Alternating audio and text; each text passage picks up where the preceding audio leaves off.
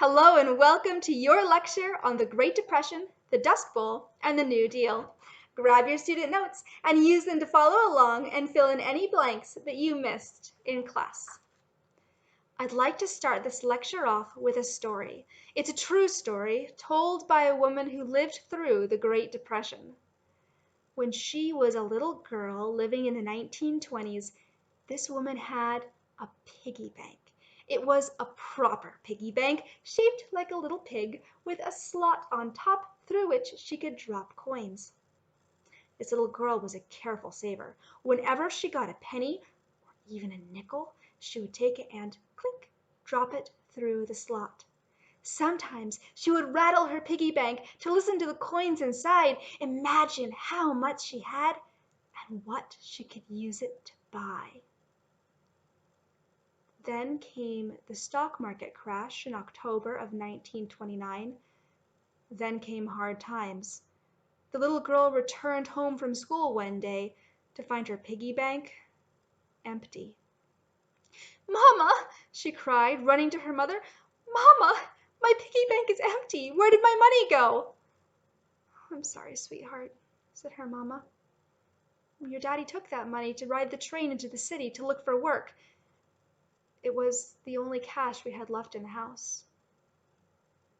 When her father came home, the little girl ran to him crying, "Daddy, Daddy, my piggy bank." "I know, honey," he said. "I'll pay you back. I promise." But he never did. The stock market crash at the end of 1929 caused businesses and banks to close.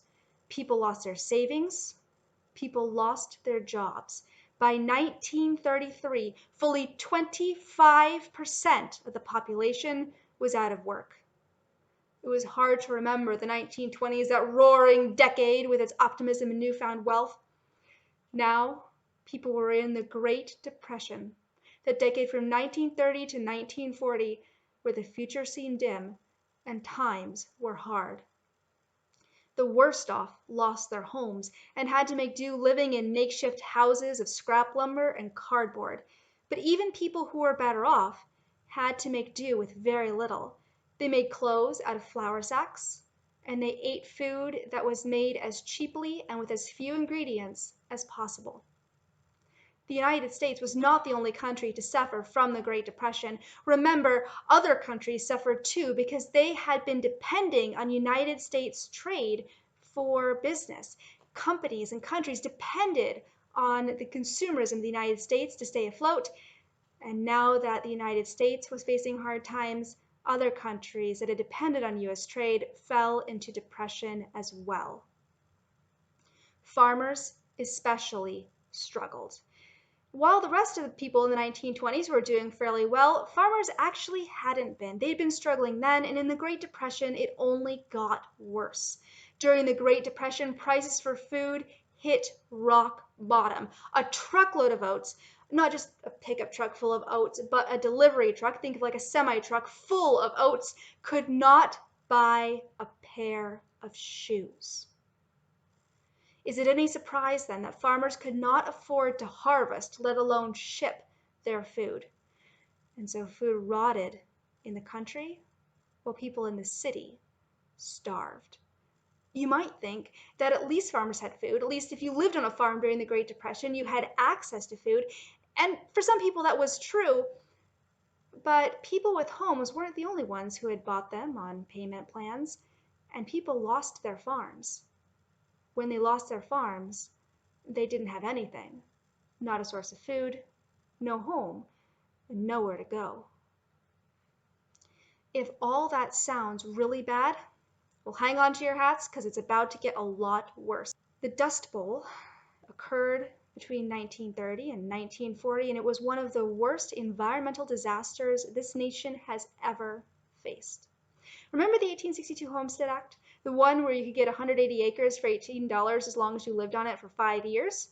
Well, ever since 1862, people had been going and buying their 180 acres and then moving out into the country, into Kansas, Nebraska, Texas, Oklahoma, the Dakotas, eastern Montana. They didn't know anything about the country into which they were moving, but they would go in, stake a claim to their 180 acres, and start farming. That area, known as the Great Plains, is covered by prairie, and prairie grass has very thick, deep root systems that hold down the soil. These root systems are excellent for withstanding drought, those periods of time without rain, and they keep all that soil in place when the great winds come rushing down the plains. When people moved into the Midwest and began to farm, they didn't know anything about the ecosystem of the prairie. All they knew is they had 180 acres, and if they wanted to make enough money to survive, they had to farm it. So they did. They plowed up the land. Then came World War I, and food prices skyrocketed, and so farmers, at last with an opportunity to make money, plowed up even more land to plant crops to sell. Then came the 1920s, and food prices started dropping, so farmers had to plow up even more acres to try to get enough money to sustain their income. 1930, things get even worse. By 1930, a lot of the prairie had been plowed up, and so when drought hit in 1930, the plains and the farmers were not prepared for it. The soil dried out without rain, and then the winds came blustering down the prairie and picking up all that soil. If you have ever walked down a dirt road on a windy day, you know how blown dust gets in your eyes, it gets in your nose, in your mouth, it can get in your clothes. It's really uncomfortable. Now imagine an enormous dust storm barreling down upon your homestead. People took wet rags and they rolled them up and they stuffed them under their doors and in the cracks between the windows and the walls, and the dust still got in. It covered the floor with a thin film. It covered the furniture. You've seen snowdrifts? The dust drifts got up to 20 feet high. The wind blew the dust as far out as the Atlantic Ocean. Ships on the Atlantic Ocean had dust from Kansas and Nebraska fall on them and cover their decks. Out on the farms, the livestock, choked by dust, died. The people felt suffocated. They had dust inside their lungs that caused respiratory problems. They felt like they couldn't breathe. And so families fled. Not everyone, for sure, but many people fled, especially to California, where they tried to find work as migrant workers. They would go and live in these encampments in little shacks and tents and lean-tos and beg for work, picking produce in the fields, trying to find a way to feed their families. You would think that the people in places like California would look on these migrants with pity, but in fact, the migrant workers were despised. They were treated like animals, and they were called Okies because some of them were from Oklahoma. Between the Great Depression and the Dust Bowl, times in the 1930s were hard, and people were rapidly getting desperate. President Franklin Roosevelt thought he had a solution that would come to be known as the New Deal and would forever change the relationship between the American people and the federal government. Before I get into the details of the New Deal, however, it's important to note that prior to the Depression, there were no national social welfare programs in the United States. In this, the US was unique. All the other major industrialized countries already had national social welfare programs. A National Social Welfare Program is a federal program designed to help people in need. It might help them through food aid, or money, or medical care, or affordable housing. It helps them in some way. Modern-day examples would include food stamps and Social Security.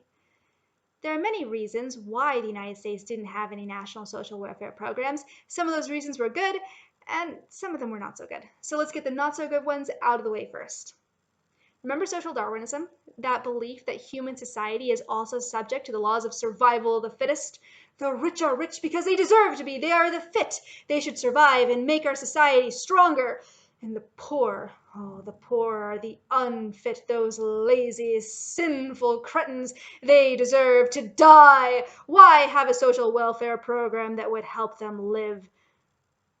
The less brutal, but no less illogical reason for not supporting social welfare programs was that the 1920s was really optimistic. And that optimism said that times were just going to get better and better, and people were going to get richer and richer until eventually poverty was going to disappear forever.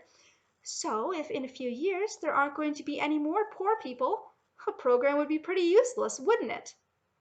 Okay, neither social Darwinism nor unfounded optimism are good reasons to oppose a program, but there are some reasons why people opposed national social welfare programs that held a bit more water.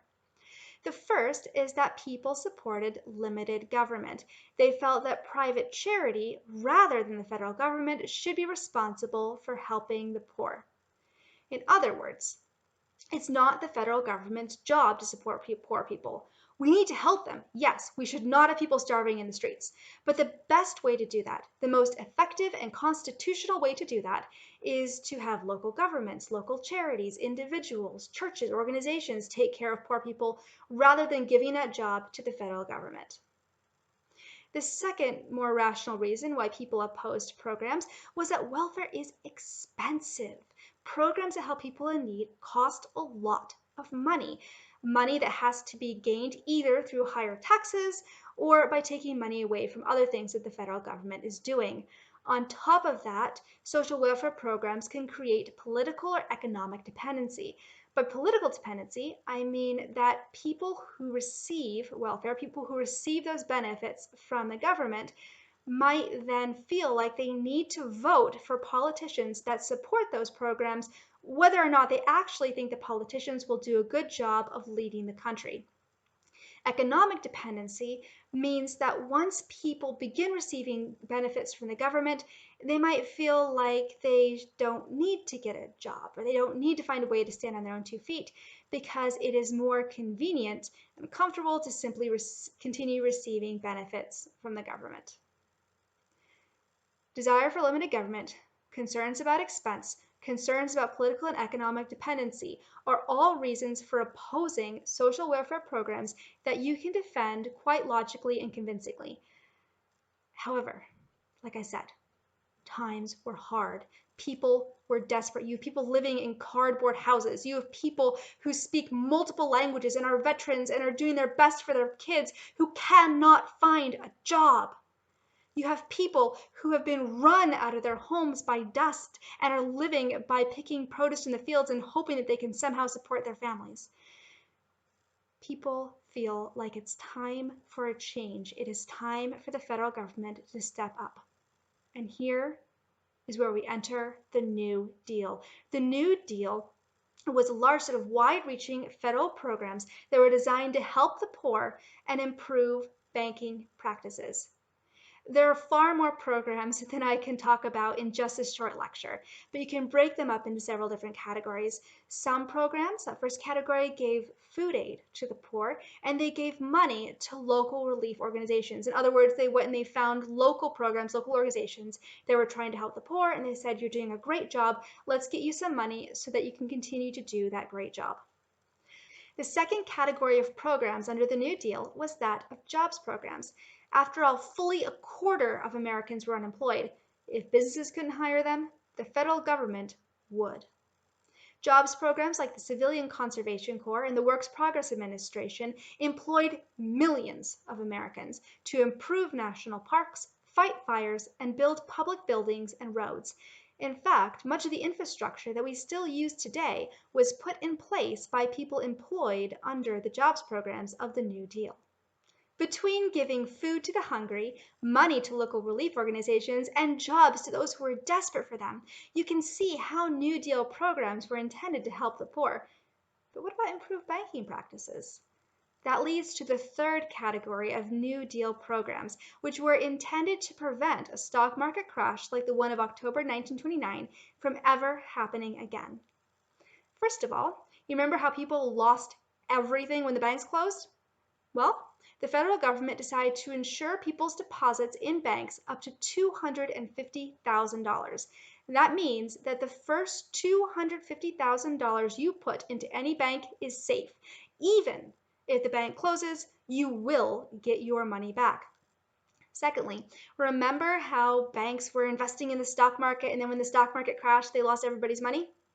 Well, the federal government passed regulations to stop that from happening too. Banks have very limited investing ability nowadays, and the federal government regulates the stock market as well. The effects of the New Deal were enormous, both in the short and in the long term. In the short term, the New Deal did manage to alleviate, that means make better, did manage to alleviate some of the worst symptoms of the Great Depression. It didn't end the Great Depression, but it did make the lives of those living through it easier. In the long term, the New Deal forever changed the role of the federal government in the lives of the American people. Many of the New Deal programs are still around today, and the question of whether the federal government should take care of poor people has changed to how should the federal government take care of poor people and how much? Because of the Great Depression, the Dust Bowl, and the New Deal, the 1930s is one of the most important decades in American history. Next week, when we enter the 40s, we'll enter another very important time, one that pulled America out of depression and into war. See you next week.